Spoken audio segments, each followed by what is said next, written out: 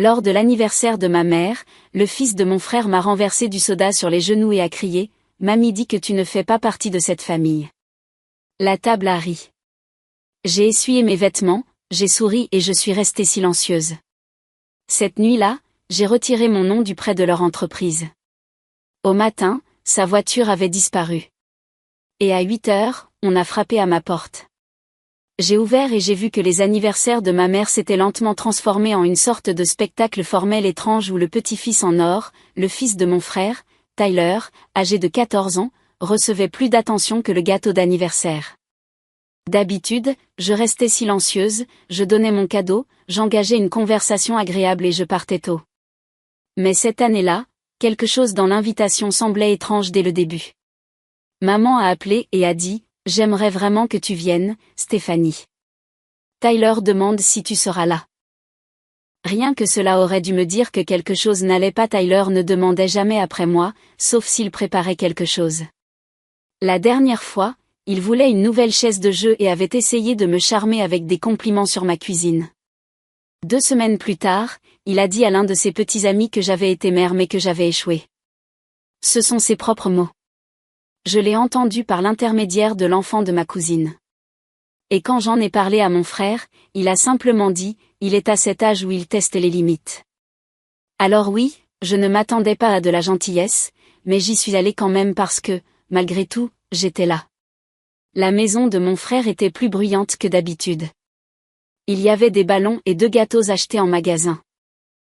Tyler avait déjà ouvert une demi-douzaine de cadeaux et se vantait auprès d'une fille que mamie allait lui acheter une voiture dès qu'il aurait 16 ans. Ma mère riait comme si elle venait d'entendre la meilleure blague du monde. Personne n'a remarqué mon arrivée. J'ai dû m'éclaircir la gorge et faire signe avant que quelqu'un m'offre une place. Mon cadeau a été ignoré. Le collier que j'avais choisi pour maman est resté dans sa boîte toute la soirée. Elle était trop occupée à dire à tout le monde que le professeur de Tyler disait qu'il était doué. Pas juste intelligent, mais de niveau génie. Personne ne m'a demandé de mes nouvelles.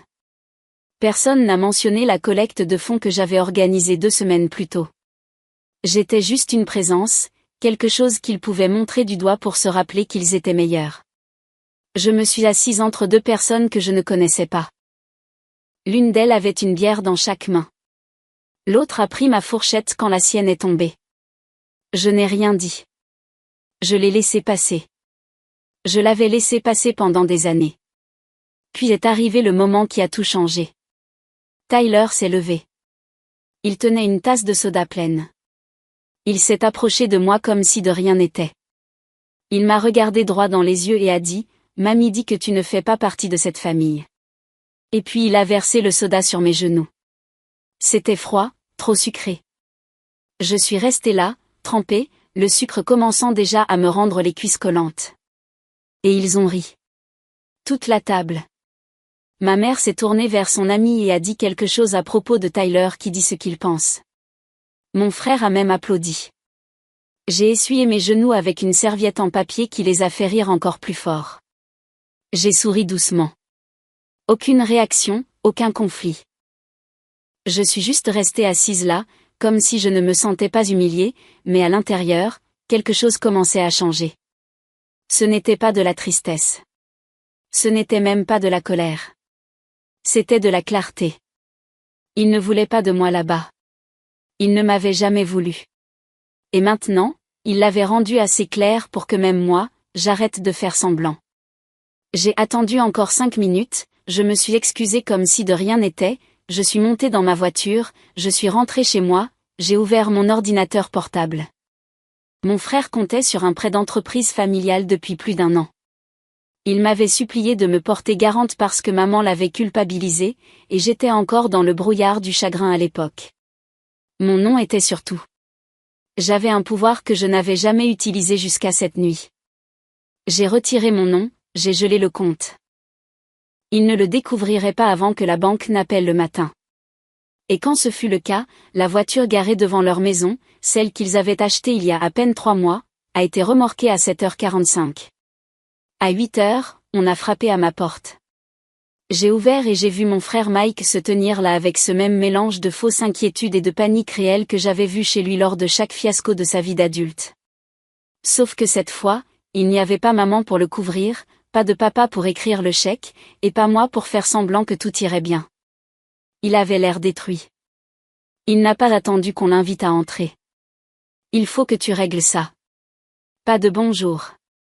Pas de mention du soda que Tyler m'a renversé sur les genoux. Aucun indice du fait que toute la table s'était moquée de moi comme si j'étais une attraction de foire.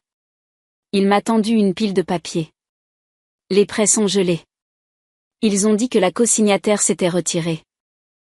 Ils ont dit que si je ne te remplace pas, nous sommes en défaut de paiement. Je me suis appuyé sur le cadre de la porte. Je n'ai rien dit. Il a continué, comme s'il lisait un script. Le magasin n'arrivera pas à payer le loyer le mois prochain. Les cartes de crédit sont déjà à découvert. Je dois payer les salaires. Nous avons l'assurance de maman qui arrive et les frais de football de Tyler sont dus la semaine prochaine. Alors je n'ai rien dit. C'est là que sa voix a changé. Tu fais ça pour une blague. C'était la phrase clé. Pas le soda. Pas les années de pique sur ma fille. Pas les graffitis. Juste ça. J'ai fermé la porte au nez. 5 minutes plus tard, mon téléphone s'est allumé avec des messages. D'abord lui, puis sa femme, la mère. Tous essayant un angle différent. Culpabilité, confusion, moquerie. Tyler a envoyé un TikTok de quelqu'un qui fait semblant de pleurer. Pas de mots, juste ça. Ce soir-là, j'ai découvert les dégâts. J'avais fermé le magasin tard et je suis entré dans le parking avec mes clés dans une main et un sac d'épicerie dans l'autre. Et là, ma clé de voiture était enfoncée profondément des deux côtés jusqu'au métal. Le rétroviseur était arraché. La vitre arrière était fissurée comme si quelqu'un l'avait frappée avec une batte. D'abord, je suis resté là, j'ai regardé autour de moi dans le parking, complètement vide. Pas de témoin, juste le silence et ce drôle de sentiment de quiétude, comme si l'air lui-même attendait ma réaction. Je n'ai pas appelé Mike. Je n'ai pas appelé maman. Je n'ai pas crié, pleuré ou hurlé. Je suis retourné à l'intérieur, j'ai allumé l'enregistrement de la vidéosurveillance du magasin et j'ai remonté. Il les y avait. Tyler et un de ses amis idiots. Capuche relevée, riant. L'un d'eux filmait l'autre. Tyler s'est approché de ma fenêtre, a peint les mots « faux gars » en rouge criard, a posé comme s'il était dans un clip de rap, puis a donné un coup de pied à une jardinière sur les marches pour faire bonne mesure. Je n'ai même pas cligné des yeux. J'ai appelé Oncle Ray. Il était à mon magasin en moins de 30 minutes. Il a regardé les images sans rien dire. Quand ce fut fini, il s'est penché en arrière sur sa chaise et a dit « Tu appelles la police. » Ne discute pas, je ne l'ai pas fait. Il a passé l'appel, est resté pendant que je donnais ma déclaration. L'agent était poli mais ferme. Il a dit que ce n'était pas la première plainte concernant Tyler. Apparemment, il y avait eu des problèmes à l'école. Dommages matériels. Quelques malentendus balayés sous le tapis. Mais cette fois, ça n'allait pas passer. Le lendemain matin, Mike était de retour chez moi, ne frappant pas cette fois, juste debout de l'autre côté de la rue, faisant les 100 pas comme s'il attendait un miracle. Quand il a réalisé que je ne sortirais pas, il a commencé à crier. Je n'ai pas tout entendu, mais j'ai saisi des morceaux. Des mots comme « traître »,« sans cœur » et « tu le regretteras ». Puis ma mère a appelé. Elle a laissé un message vocal disant « Je ne sais pas ce qui t'a pris.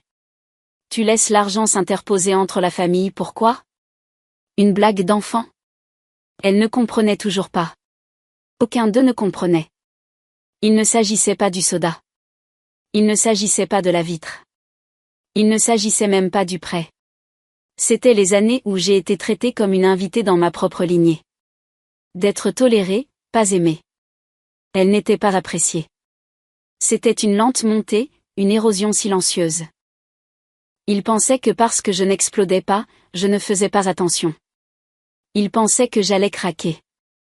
Au lieu de cela, j'ai vu les fissures se former dans leur fondation pour une fois.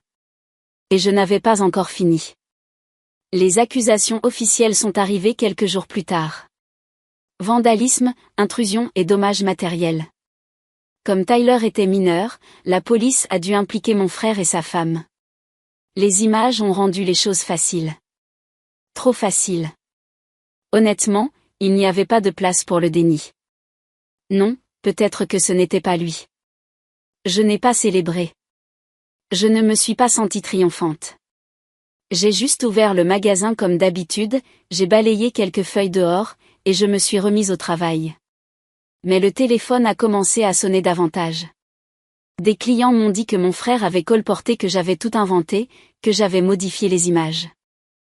L'un de mes fournisseurs a même reçu la visite de ma mère qui l'a averti que j'étais instable et probablement sur le point de faire une autre crise.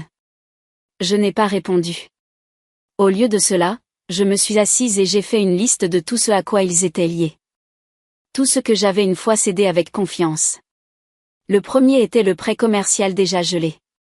Ensuite, il y avait le contrat de location. Le deuxième emplacement de mon frère. Je m'étais portée garante pour ça aussi. Ensuite, il y avait les comptes que j'avais mis en place pour aider sa femme à lancer sa boutique Etsy. Le PayPal, le Stripe, le numéro d'identification fiscale, tout était enregistré à mon nom. Et c'était mon erreur. J'avais donné trop, fait trop confiance. Je reprenais mon dû. À la fin de la semaine, j'avais rompu tous les liens financiers, fermé les comptes, retiré les autorisations, alerté les services fiscaux pour supprimer mes informations de tout ce qui portait son nom. Il n'aurait pas pu collecter un centime sans faire face à des audits auxquels il n'était pas prêt. C'était méthodique, clinique, et les répercussions ont été immédiates. Leur boutique a fermé ses portes dans les 48 heures. Le bail de mon frère a été rejeté et le propriétaire a posé un avis d'expulsion. Il a essayé de m'appeler 17 fois en une journée. Il a laissé des messages vocaux qui sont passés de la supplication aux menaces à quelque chose qui ressemblait presque à des pleurs. Maman a de nouveau appelé. Cette fois, son ton avait changé. Elle m'a dit que je déchirais la famille. Que papa ne voudrait pas de ça. Drôle considérant que papa était le seul qui m'ait jamais traité comme une partenaire au lieu d'un plan de secours. Et c'est là que ça m'a frappé. Ils pensaient que ce qu'ils avaient construit leur appartenait. Ils agissaient comme si j'avais eu de la chance d'en faire partie. Mais la vérité était que tout cela avait été à moi depuis le début. Mon effort, mon nom, mon soutien, mon risque. Ils n'ont jamais respecté cela, car le respecter aurait signifié reconnaître que j'avais du pouvoir. Et ils détestaient l'idée que je détiens quelque chose qu'ils ne pouvaient pas contrôler. Alors, ils ont réagi. Une nuit, je suis rentrée chez moi et j'ai trouvé la vitrine de mon magasin brisée à nouveau. Cette fois, ils n'ont même pas pris la peine de le cacher. Une pierre était posée sur le sol avec un mot attaché avec un élastique. Une seule phrase, tu seras seul pour toujours. Cela ne m'a pas effrayée. Cela ne m'a même pas mise en colère. J'ai ramassé la pierre, j'ai collé le mot sur le mur à l'intérieur de mon bureau et j'ai appelé oncle Ray à nouveau. Il est venu le lendemain matin avec un avocat, a dit que nous allions porter plainte officiellement cette fois, et si le tribunal demandait des dommages et intérêts pour préjudice moral, nous le ferions aussi. Je n'ai pas discuté. Je n'ai pas hésité parce que maintenant, il ne s'agissait plus seulement d'une fête d'anniversaire ou d'une tache de soda ou d'une vitre cassée. Il s'agissait de tracer enfin une ligne à l'encre indélébile. Ce n'était plus de la famille. C'était juste des gens portant mon nom de famille. La date du procès a été fixée. Tyler était poursuivi en tant que mineur, mais le procès civil ne le concernait plus seulement. Il s'agissait également des dommages causés à mon magasin, à ma voiture, et maintenant, parce qu'oncle Ray ne voulait rien laisser passer, du harcèlement. Nous avions la vidéo, le mot, des témoins, et un très bon avocat. Je m'attendais à ce que les choses se calment pendant qu'il paniquait en coulisses, mais ce n'est pas ce qui s'est passé. 2 matins plus tard, j'ai reçu un message vocal d'un numéro inconnu. J'ai failli le supprimer, le prenant pour de la publicité, mais quelque chose m'a fait l'écouter. La voix était inconnue, jeune et nerveuse. Elle a dit que son nom était Anna. Puis elle a dit qu'elle travaillait auparavant pour Mike dans son deuxième magasin, celui qui avait fermé quelques jours après que j'ai retiré mon nom du bail.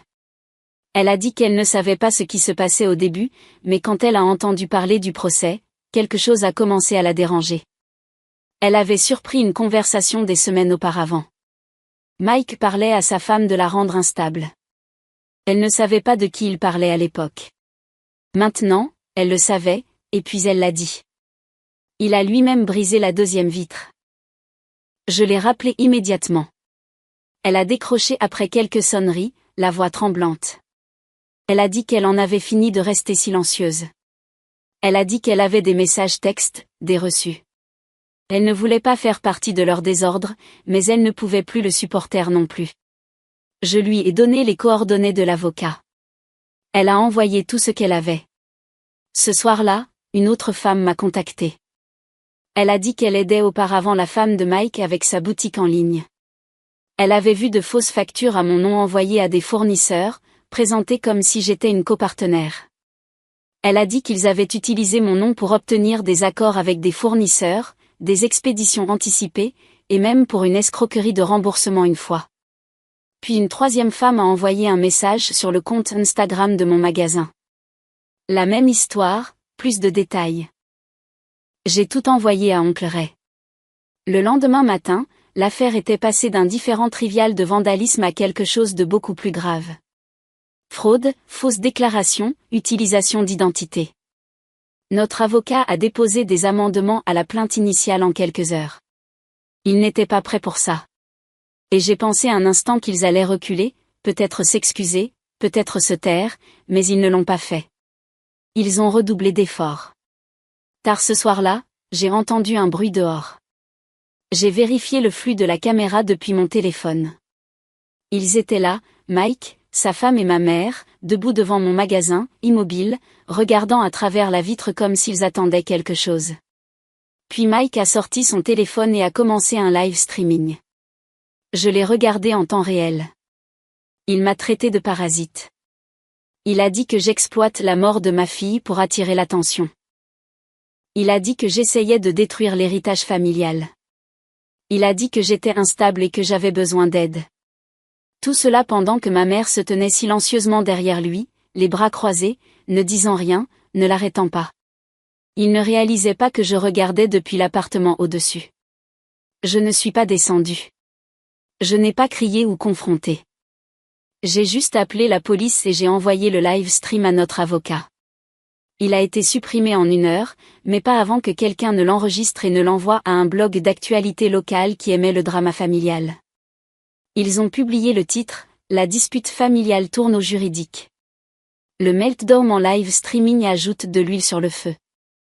Le lendemain, des gens ont commencé à venir au magasin.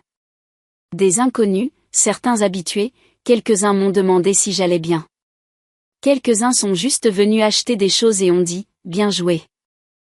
Une femme a laissé un mot disant « vous avez géré ça mieux que la plupart des gens ». Et tout ce que j'ai fait, c'est travailler tranquillement. Pendant que le feu s'étendait derrière moi, Mike et sa femme ont reçu une convocation du tribunal 2 jours plus tard. Fraude, diffamation, dommages, tout le tralala. Leur avocat a essayé de négocier, disant qu'il serait disposé à résoudre le problème en privé si je retirais simplement les accusations publiques. Je n'ai même pas répondu. J'ai laissé mon avocat s'en occuper, car ce qu'il n'avait jamais compris, c'est que ce n'était pas une vengeance. Ce n'était pas une représaille. C'était de la survie. Et c'était eux qui avaient allumé l'allumette. Le tribunal était prévu pour un jeudi matin. Et j'ai à peine dormi la nuit précédente. Pas parce que j'étais nerveuse, mais parce que je voulais que ce soit fini. Je voulais que ce soit réglé. Je voulais entrer avec la vérité et partir avec ma vie complètement séparée de la leur. Je suis arrivée tôt. Oncle Ray était déjà là dehors, sirotant du café comme si nous allions juste au magasin de bricolage. Sois concentré. Il n'a pas dit grand-chose, juste me tendit une copie des documents que l'avocat avait déposés la veille. L'amendement final avec toutes les pièces jointes, c'est au total. Quand Mike est entré, il avait l'air fatigué, sa cravate de travers, le regard rougi. Sa femme était derrière lui, murmurant quelque chose et vérifiant son téléphone comme si elle essayait de se distraire. Ils se sont assis 2 rangs devant nous. Aucun d'eux n'a regardé en arrière. Ma mère n'était pas là. J'ai appris plus tard qu'elle avait dit aux voisins qu'elle était trop dévastée pour assister, mais quelqu'un m'a transmis une photo d'elle ce matin-là, assise sur la terrasse de son restaurant de brunch préféré, riant avec une de ses amies de l'église. Mais le juge était professionnel et efficace. Notre avocat a tout exposé.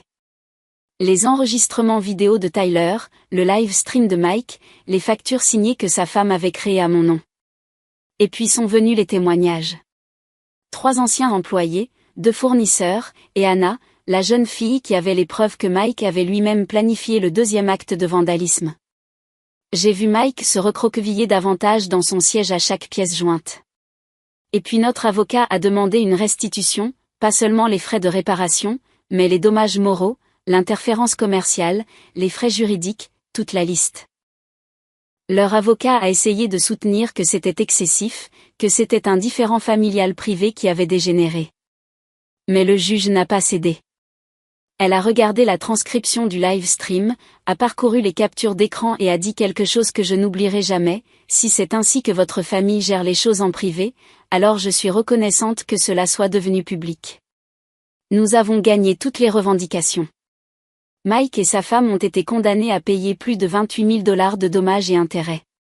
Tyler a été condamné à des travaux d'intérêt général, à un suivi psychologique obligatoire et à des excuses formelles, qu'il a livrées plus tard par email, visiblement rédigées par quelqu'un d'autre.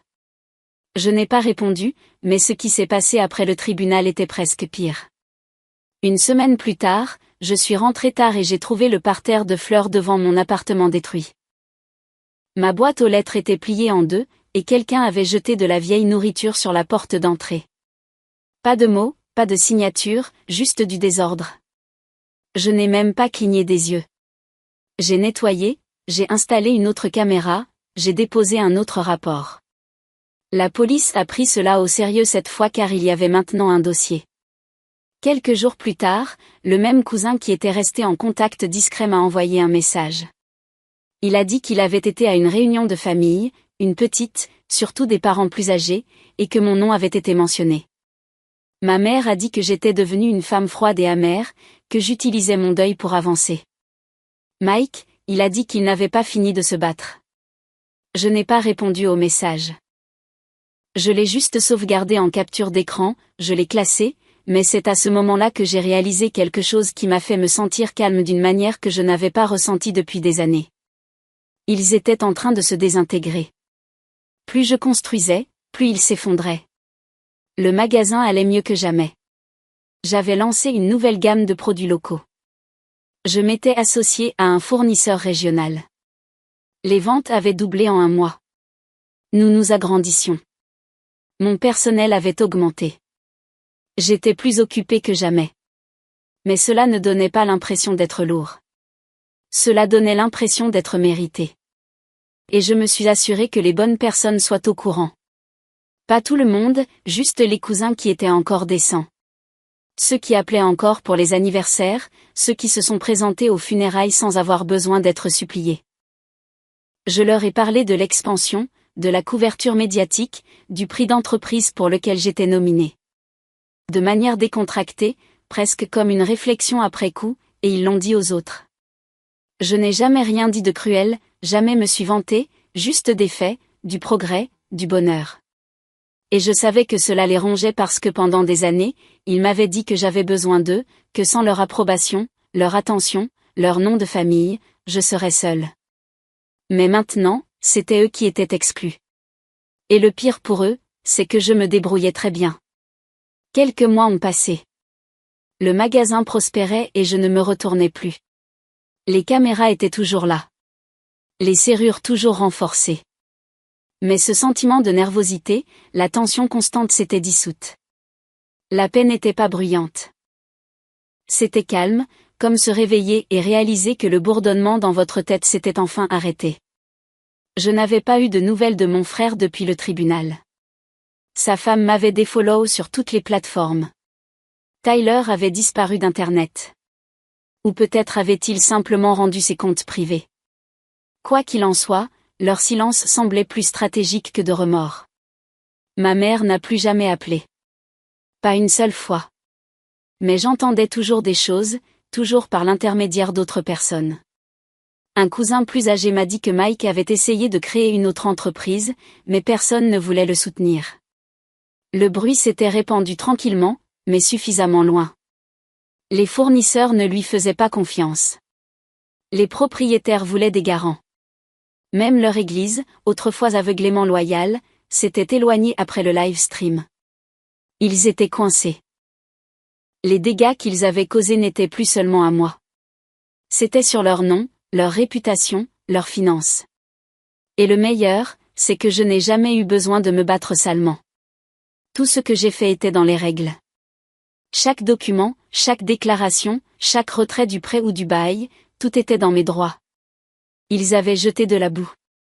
J'ai donné au juge un dossier. Mais il y a eu un moment, inattendu et curieusement satisfaisant, qui a vraiment scellé les choses pour moi. C'était un dimanche. Le magasin était fermé. Je nettoyais après un événement privé que nous avions organisé. Une petite vitrine locale, des entreprises dirigées par des femmes, beaucoup de rire et de nourriture. Une des nouvelles employées que j'avais embauchée balayait quand elle s'est arrêtée et a dit qu'une dame se tenait dehors plus tôt, juste en train de regarder à l'intérieur, habillée comme si elle sortait de l'église. J'ai vérifié le flux de la caméra. C'était ma mère. Elle est restée là pendant peut-être 5 minutes. N'a pas frappé. N'est pas entrée. Juste regardé à travers la vitre comme si elle ne pouvait pas croire ce qu'elle voyait. Comme si elle s'attendait à ce que l'endroit soit fermé. Abandonné. Ou peut-être s'attendait-elle à me voir lutter seule.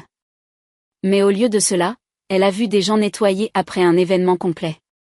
Un personnel grandissant, un magasin bien approvisionné, de la lumière, des mouvements simples. Elle est partie sans rien dire. Je ne l'ai pas appelée. Je ne l'ai pas poursuivie.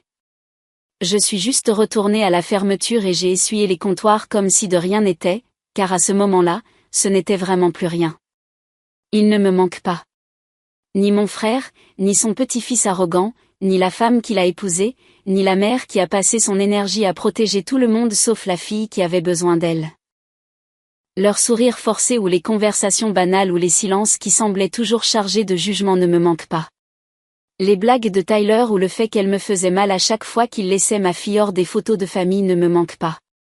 Je construis quelque chose maintenant, quelque chose de réel, pas seulement une entreprise, mais une vie où je suis respectée, en sécurité, entendue, et oui, parfois quand quelque chose va bien, quand nous atteignons un jalon de vente, quand un nouveau produit se vend, quand quelqu'un tague le magasin sur les réseaux sociaux en disant à quel point l'espace est beau, je m'assure qu'un certain cousin le sache. Pas par méchanceté, juste par stratégie. Parce que je sais qu'ils le leur diront, et je sais que cela les rend fous. Peut-être que c'est mesquin, ou peut-être que c'est juste ce à quoi ressemble la personne silencieuse qui en a finalement marre d'être bousculée. Quoi qu'il en soit, je dors très bien.